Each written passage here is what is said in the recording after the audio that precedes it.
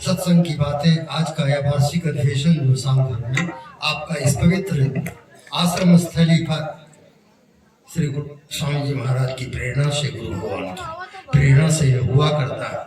और आप इतने सज्जन माताएं, बहन, भाई सब मिलकर के गुरुमुख है सबके सब, ये सब यहाँ करते हैं सत्संग, इनके दर्शन, इनके शब्दों का श्रवण।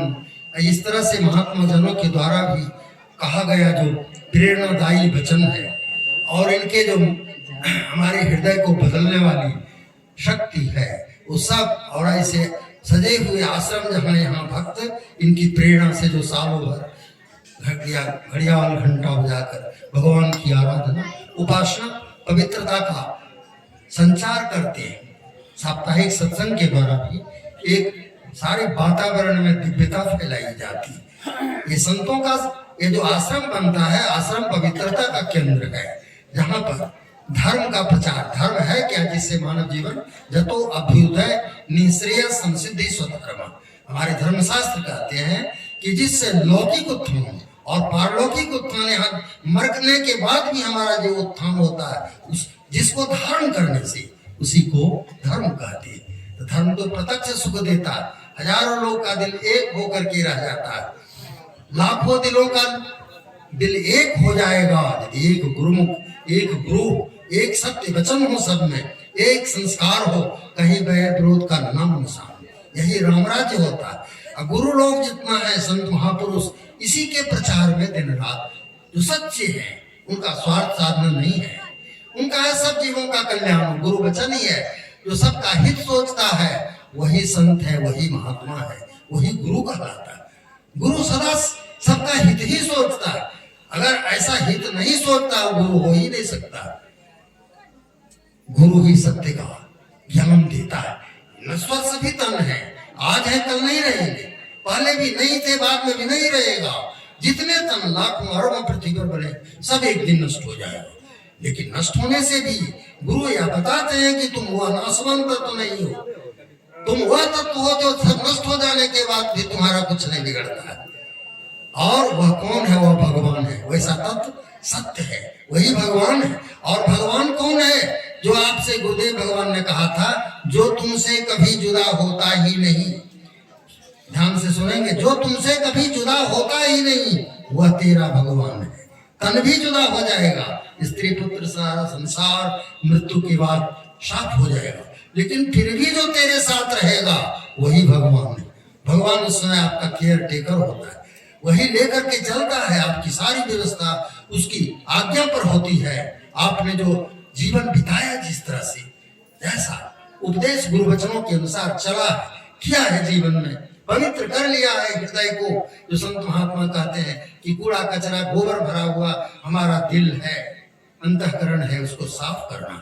साफ करने के लिए सत्संग, पानी, झाड़ू देना, जैसे सुई पर झाड़ू देता है, जल से उसको सींचता है, कुछ सारा चीज देता है, सुगंधित सब चीज से उसको उत्तम पुरुष के, अच्छे महापुरुष को आने के वो कमरा बनाता है, वह स्थल बनाता है। स्वामी जी महाराज के आने के लिए ही आप लोगों ने इतना किया। 15 एक पखवाड़ा से, महीनों से इसकी तैयारी चल रही, सारी सफाई से। आप लोग सब ये प्रयास से, भक्ति भाव से सब कुछ होता चला आया। महात्मा जन आपको प्रेरणा देते हैं, महाराज इनको भी प्रेरित करते हैं कि आप जाकर देखो, सब जगह संभालो, करो, लोगों के दिल में इस बात का सच्चाई से पेश करो कि उनका भी दिल खुश होगा और उनके धन संपत्ति का भी सदुपयोग कर सको। सबके दिल विस्तार में, सबका दिल एक हो। संग छद्वं संग बदद्वं संगो मनंसी जानता। हमारा वेद भी यही कहता है, हमारा विचार एक हो, साथ साथ चले, साथ साथ हजारों मिलकर प्रार्थना करें। ये आपका ऋग्वेद मंत्र बोलता है। ये तो हम लोग वेद के अनुसार, गुरु लोग का वचन, गुरु लोग के आचरण और शिक्षा हमारी वैदिक शिक्षा का ही रूपांतरण है, इस युग के अनुरूप है। इन्होंने जो चलाया, पहले के जमाना में यज्ञ आदि करके लोग अपना कल्याण करते थे, बड़े बड़े महत्ता प्राप्त करते थे। लेकिन आज तो वो सब का जमाना नहीं है। आज हम सत्संग के द्वारा, नाम जप के द्वारा, दान के द्वारा, कलिमा है एक प्रधान, चार प्रकट चारि पद धर्म के, कलिमा है एक प्रधान। धर्म के 4 चरण है, 4 चरण पर धर्म खड़ा रहता है।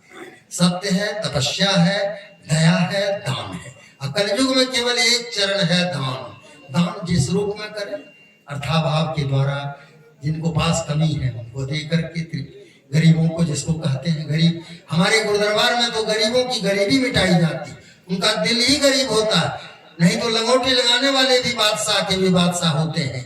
नारायण जैसे महर्षि लोग सिकंदर बादशाह के भी लाख डराने पर, लाख उनको ललचाने पर भी जो लालच में नहीं आते हैं, डरते हैं, वो भी सिर झुकाकर चला जाता है कि धन्य है भारत के गुरु, धन्य है भारत की गुरु की शिक्षा। हमने कहा था हमारा गुरु कि भारत से तुम गंगा जल लाना और एक गुरु लाना, लेकिन गुरु लाने की चीज नहीं है, गुरु ज्ञान को लाया जा सकता है, धारण किया जा सकता है, वो ज्ञान फिर फैलाया जा सकता है। तो ये गुरु ज्ञान सबके लिए है। जितना मानव तनधारी हम लोग हैं, हम लोग काल के गाल में चले जाने वाले हैं। दिन प्रतिदिन एक एक रोज हम लोग की आयु घटती चली जा रही है। आयु नसति पश्यताम प्रतिदिनम, हम लोग एक गाते हैं शिव मानस स्तोत्र में पूजा के समय, प्रतीक प्रातः काल ओम जैसे ओंकारा की बात, तो उसमें कहा था आयु प्रतिदिन घटती जा रही है और एक रोज बिल्कुल समाप्त हो जाएगी। ये बात पता नहीं चलता। इसलिए इस मानव तन का एकमात्र लक्ष्य है कि अपने अंतःकरण को शुद्ध करके वो जो भगवत आनंद है, आत्मक आनंद है, वह जो ईश्वरीय आनंद है, उसका अनुभव करना, और उसके लिए अंतःकरण दिल को स्वच्छ करना होगा। दिल के स्वच्छ करने के लिए जो कर्म करें निष्काम भाव से करने की गुरु साहब प्रेरणा देते हैं। महापुरुष संत यही कहते हैं कि आप जो कुछ करो निष्काम भाव से करो। अनाश्रिता कर्म फलम कार्यम कर्म करो दीजा स्वसन्यासी जो जोगी चो न च निरग्निर न च क्रिया। गीता वक्ता भगवान श्री कृष्ण ने इसी सत्य को समझाया कि अनाश्रित होकर कोई कर्म तो करो, करने योग्य कर्म को करो। आप सब यहाँ कर रहे हैं, ये करने योग्य कर्म है। जितनी सेवा में भाग दौड़ तमाम चीजों के भीतर आ गया, ये सब कर्म है, और कर्म को निष्काम भाव से, मैंने इनकी प्रसन्नता की, हमारे गुरु साहब प्रसन्न होंगे। हमारे अंतःकरण गुरु क्या है? आपकी आत्मा को ही गुरु कहते हैं। आत्मा जो है वही गुरु है, और देह रूप में जो आते हैं हम उनकी कदर करते हैं तो गुरु तत्व हमको समझ में आएगा। अन्यथा निर्गुण आत्मा की पहचान नहीं हो सकेगी, पकड़ नहीं होगी। जैसे लालटेन जलाना और पेट्रोल जला करके हम लाइट पाते हैं, हम और दूसरे ढंग से लाइट इस तरह से नहीं ले सकते। उसी तरह से उनका देह जो है उस ज्ञान प्रकाश का केंद्र बना हुआ है। इसीलिए कहा कि ध्यान मूलम गुरु मूर्ति, और ध्यान का मूल जो है सो गुरु मूर्ति, जिनमें मोह माया नष्ट हो गया। कोई न राग है न द्वेष है, न किसी से राग करते हैं न किसी से द्वेष करते हैं, सबका हित करते हैं। तमाम उनका सुबह से शाम तक दिन रात उनका हरने से ही संकल्प रहता है कि सर्वे भवन्तु सुखिनः सर्वे सन्तु निरामया सर्वे भद्राणि पश्यन्तु मां कश्चित् दुःखभाग् भवेत्। सब सुखी हो जाए, सब स्वस्थ हो जाए, सबकी आत्मा पवित्र हो। ये पवित्रता कैसे आएगी? जब हम हृदय को शुद्ध करें। हृदय शुद्ध करने के लिए सत्संग की बातों को ध्यान से एकाग्र भाव से सुनना होगा, और निष्काम भाव से कर्म करना होगा। कर्म तो करना चाहिए, लेकिन कहीं आसक्ति युक्त राग युक्त जब होता है, वही हमारे चित्त को, अंतःकरण को गंदा करता है, और जाएगा शरीर तो नष्ट हो जाएगा। गुरु साहब यही समझाते हैं, गुरु ज्ञान यही है कि शरीर तुम्हारा यही रह जाएगा, दिल साथ में जाएगा। उसको जितना स्वच्छ बनाया है वो हमको देवता भी बना देगा। इतना स्वच्छ शुद्ध दिल हो कि देवत्व को प्राप्त हो जाएगा, ईश्वरत्व को भी प्राप्त हो सकता है, गुरु भाव को प्राप्त हो जाएगा। और हम यदि दिल को गंदा कर दें, एकदम क्रूर बना दें, निकृष्ट बना दें, तो सांप बिच्छू तमाम जो जोनी में भी चला जाने का खतरा है। इसीलिए कहा स्वर्ग नरक अपवर्ग निशेनी। ये शरीर क्या है कि स्वर्ग भी अपवर्ग लोग, उससे भी बड़ा लोग की प्राप्ति शरीर के कराएगा। नर्तन सम नहीं कबनी होती। जितना देह करोड़ों लाखों प्रकार की सृष्टि में है, 84 लाख जोनियां, मनुष्य के शरीर के समान कोई दूसरा नहीं। असरफुल मखलूकात का 84 लाख जोनियों का एक बादशाह बनाया। इसका चांस यदि हम खो देंगे, मृत्यु पीछे लगी हुई, मृत्यु रूपी बाघ हमको निगलने की, खाने के लिए पीछे चले आ रहा है।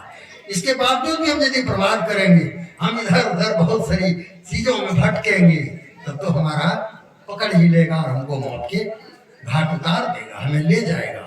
इसमें करना यही है कि इनके वचनों के चल के हम अपने आप को प्राप्त करें, अपना पता लगावें कि मैं कौन हूँ।